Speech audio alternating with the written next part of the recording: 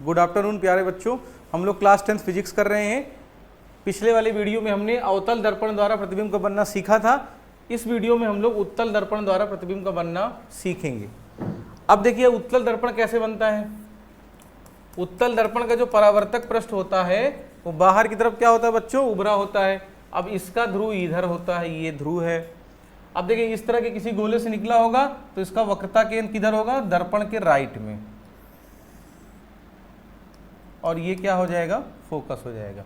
अब इसमें बच्चों जो वस्तु को रखने की स्थिति बनती है वो सिर्फ दो स्थितियां ही बनती हैं। पहली स्थिति में कहां रखेंगे हम लोग वस्तु को, अनंत पे, और दूसरी स्थिति में क्या करेंगे कि अनंत और ध्रुव के बीच में कहीं रख देंगे। तो इसमें वस्तु की दो स्थितियां बनती हैं। अवतल दर्पण में हमने 6 स्थितियां पढ़ी हैं कि वस्तु को कहां कहां रखेंगे, लेकिन यहां पर वस्तु को रखने की सिर्फ दो स्थितियां बनती हैं। एक स्थिति क्या होती है, जब हम वस्तु को अनंत पे रखते हैं, और दूसरी स्थिति जब अनंत और ध्रुव के बीच में रखते हैं, मतलब वस्तु को थोड़ा से करीब ले आते हैं दर्पण के। तो हम लोग इस चीज को समझते हैं। उसी तरह से टेबल यहां पे भी हम बना सकते हैं, उसको बना लीजिए आप लोग।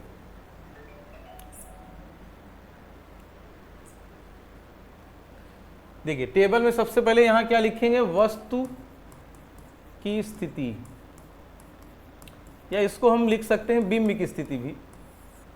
वस्तु को बिंब भी एनसीईआरटी बोलती है। फिर यहां पर प्रतिबिंब की स्थिति,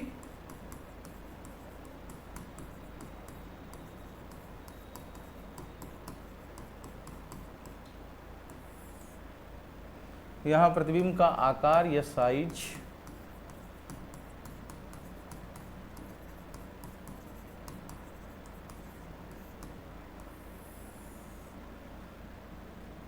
और यहां पे लिखेंगे प्रतिबिंब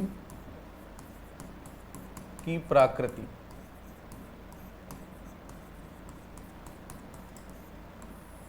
अब सिर्फ दो स्थितियों में देखना है यहां पर। पहली स्थिति जब वस्तु कहां हो, अनंत पर, और दूसरी स्थिति कहां होगी, अनंत और P ध्रुव के बीच। तो इन दो स्थितियों में बच्चों हम लोग इसको समझते हैं, क्योंकि यहां पर दो ही स्थिति बनती है। क्यों ऐसा होता है कि दो स्थिति बनती है, देखिए, क्योंकि देखिए ये पोल है, ये वक्रता केंद्र है, ये फोकस है। तो वस्तु को हम लोग परावर्तक पृष्ठ की तरफ ही तो रखेंगे। ऐसा तो है नहीं कि वस्तु को हम पॉलिश्ड सरफेस की तरफ रख देंगे। तो वस्तु को परावर्तक पृष्ठ की तरफ ही रखेंगे। तो ना तो हम सी पे रख सकते हैं, ना एफ पे रख सकते हैं, और ना इनके बीच में कहीं रख सकते हैं। तो इसमें सिर्फ दो ही स्थितियां बनती हैं। उस दो स्थितियों को हम लोग समझते हैं अगले पेज में। पहली स्थिति क्या थी, सबसे पहले क्या है कि वस्तु कहां पे रखी है, अनंत पर, अनंत पर। अब अगर वस्तु अनंत पे है तो उससे आने वाली प्रकाश किरणें क्या होंगी, मुख्य अक्ष के समांतर होंगी। लेकिन उत्तल दर्पण द्वारा प्रतिबिंब का बनना सीख रहे हैं, तो सबसे पहले उत्तल दर्पण बना लेते हैं। ये ध्रुव है, वक्रता केंद्र है, और ये फोकस। तो वस्तु कहीं अनंत पे रखी है, हमको नहीं पता कहाँ रखी है, इसलिए हम उसको डिसाइड नहीं कर सकते।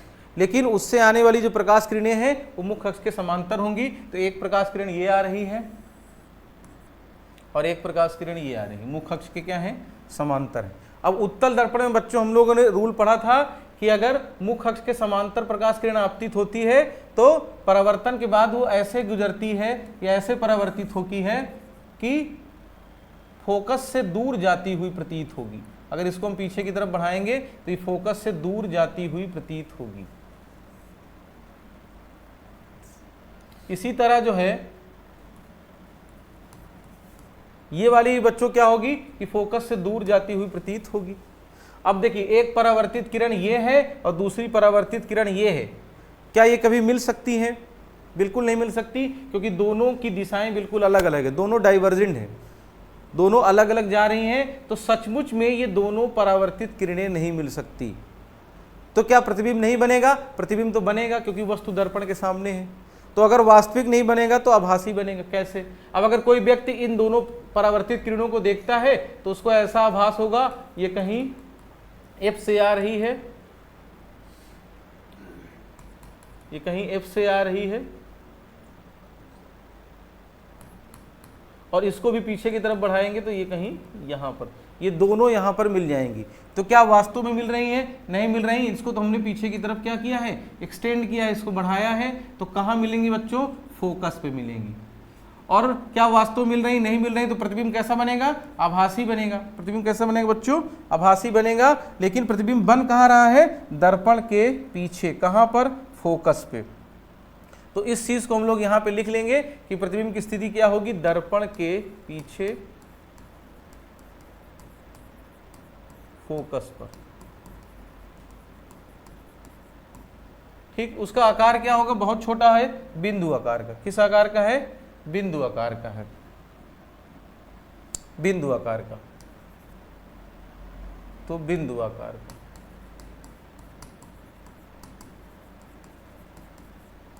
और प्रतिबिंब की प्राकृति क्या होगी? प्रतिबिंब देखिए कैसा बन रहा है? आभासी बन रहा है, आभासी। ठीक है, कैसा बन रहा है बच्चों? आभासी बन रहा है। और कैसा बनेगा? सीधा बनेगा, क्योंकि आभासी जब प्रतिबिंब बनता है तो वो सीधा बनता है। ठीक है, ये देखिए ये सीधा बनेगा। नेक्स्ट क्या है कि हम लोग वस्तु को कहाँ रख रहे हैं? अनंत और ध्रुव के बीच में। तो अनंत और ध्रुव के बीच में कहीं रख देते हैं वस्तु को, दूसरी स्थिति बना लेते हैं यहाँ पर।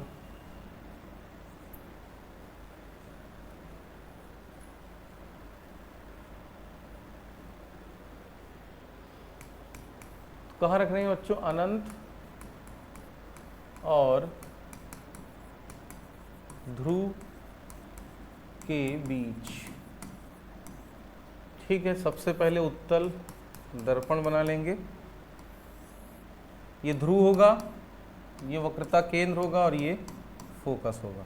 अब वस्तु को बच्चों में यहाँ रख देते हैं। देखिए इधर अनंत है और इधर ध्रुव है, तो अनंत और ध्रुव के बीच कहीं भी रख सकते हैं। ए बी क्या है? वस्तु की लंबाई है।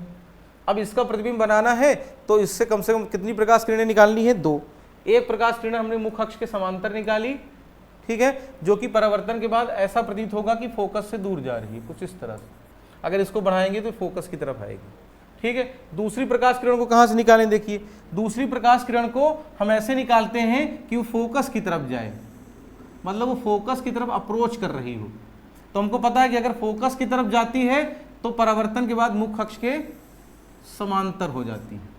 अब देखिए बच्चों ध्यान से, यहाँ पे दोनों परावर्तित किरणें कहाँ पे हैं? देखिए एक परावर्तित किरण ये है और दूसरी परावर्तित किरण ये है। क्या दोनों परावर्तित किरणें कभी मिल रही हैं? कभी नहीं मिलेंगी, सचमुच में कभी नहीं मिलेंगी, क्योंकि एक ऐसे जा रही है और एक ऐसे जा रही है। तो दोनों परावर्तित किरणें वास्तव में कभी नहीं मिलेंगी। तो कैसे इसका प्रतिबिंब बनेगा? अब कोई व्यक्ति इसको और इसको एक साथ देखेगा तो उसको ऐसे आभास होगा ये कहीं सीधे इधर से आ रही है और इसको भी सीधे इधर की तरफ बढ़ा देगा। तो प्रतिबिंब हमारा ये कहाँ मिल रही है? देखिए यहाँ मिल रही है। तो प्रतिबिंब कहाँ बन जाएगा? दर्पण के पीछे। ये प्रतिबिंब का साइज हो जाएगा A' और B'। ठीक है बच्चों, तो प्रतिबिंब किधर बनेगा? दर्पण के पीछे। इस चीज को हम लिख सकते हैं दर्पण के पीछे। आकार क्या होगा? वस्तु से छोटा, वस्तु से छोटा। ठीक है, प्रतिबिंब की प्राकृति क्या होगी? आभासी होगी, क्योंकि दर्पण के पीछे बन रहा है और वास्तव में ये परावर्तित किरणें मिल नहीं रही हैं। कैसा बन रहा है? सीधा। ठीक बच्चों, कैसा बन रहा है? सीधा बन रहा है। ये देखिए, लेकिन वस्तु से क्या है? छोटा है। जिस स्थिति में वस्तु रखी है उस स्थिति में ये ऊपर की तरफ ही बन रहा है, लेकिन वस्तु से क्या है? छोटा बन रहा है। ठीक है बच्चों, तो इस तरह से उत्तल दर्पण में सिर्फ 2 ही स्थितियां हैं। अब हम लोग थोड़ा सा इनके उपयोग के बारे में समझ लेते हैं कि उत्तल दर्पण और अवतल दर्पण का क्या है, उपयोग क्या है। तो सबसे पहले हम बच्चों अवतल दर्पण के उपयोग के बारे में बात करेंगे, या पहले उत्तल दर्पण ही कर लेते हैं क्योंकि भी चित्र हमने इसका बनाया है। उत्तल दर्पण के उपयोग, देखिए इसका सबसे बड़ा उपयोग क्या है बच्चों? इसका सबसे बड़ा उपयोग है कि ये वाहन में जो ऑटोमोबाइल्स होते हैं वाहन, उसमें ये साइड मिरर के रूप में यूज होता है। ये जो साइड मिरर पीछे जो ड्राइवर बैठता है उसके बगल में जो मिरर्स होते हैं उसको साइड मिरर्स कहते हैं। तो ये वाहन में साइड मिरर के रूप में यूज होता है।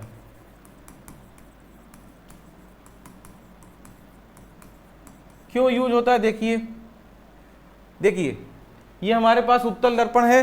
अब मान लेते हैं ये कोई वस्तु है, ये कोई गाड़ी है, कोई ये ट्रक है, और हमारे पास यहाँ पे दर्पण लगा हुआ है किसी दूसरे ड्राइवर के पास। तो अगर वो बगल में देखेगा अपने, तो ये जो ट्रक है उसको उसका सेम मतलब दिखेगा प्रतिबिंब, लेकिन आकार क्या रहेगा, छोटा रहेगा, सीधा प्रतिबिंब दिखता है। या आपने देखा होगा कि आप अगर व्हीकल्स में ये वाहन के साइड मिरर में देखते हैं तो उसमें जो प्रतिबिंब दिखता है वो सीधा दिखता है लेकिन छोटा दिखता है। तो इसलिए इसका सबसे बड़ा जो उपयोग है, इसका सबसे बड़ा उपयोग है कि ये वाहन में साइड मिरर के रूप में इसका उपयोग हम लोग करते हैं उत्तल दर्पण का। और दूसरा बच्चों इसका क्या उपयोग है कि जो सड़क में लाइट लगी होती है, स्ट्रीट लाइट जो होती हैं, उसमें परावर्तक के रूप में, परावर्तक के रूप में। तो इससे क्या होगा, देखिए हमको पता है इस चीज को कि उत्तल दर्पण में जब प्रकाश किरणें बच्चों पड़ती हैं तो ये कुछ इस तरह से फैल जाती हैं। तो इससे क्या होगा कि अगर हम सड़कों में जो स्ट्रीट लाइट लगी होती है, जो लाइट लगी होती है उसमें अगर हम इसको परावर्तक के रूप में लगाएंगे तो इसमें लाइट टकराने के बाद फैल जाएगी, क्योंकि यहाँ पर देखिए इस तरह से फैलती है। तो लाइट का हम एरिया जो है बढ़ा सकते हैं, वो ज़्यादा दूर तक इसको कवर कर सकती है। तो उत्तल दर्पण के बेसिकली दो ही ज़्यादातर उपयोग होते हैं। पहला वाहन के साइड मिरर में उसका उपयोग होता है, और दूसरा बच्चों इसका उपयोग कहाँ होता है, इसका उपयोग जो होता है स्ट्रीट लाइट्स होती हैं, उसमें जो लाइट लगी होती हैं उसके ऊपर जो है ग्लास लगा होता है परावर्तक, तो लाइट को ऊपर नहीं फैलने देता, वो नीचे की तरफ ज़्यादा फैला देता है, इससे उसका एरिया बढ़ जाता है। अवतल दर्पण का उपयोग समझते हैं।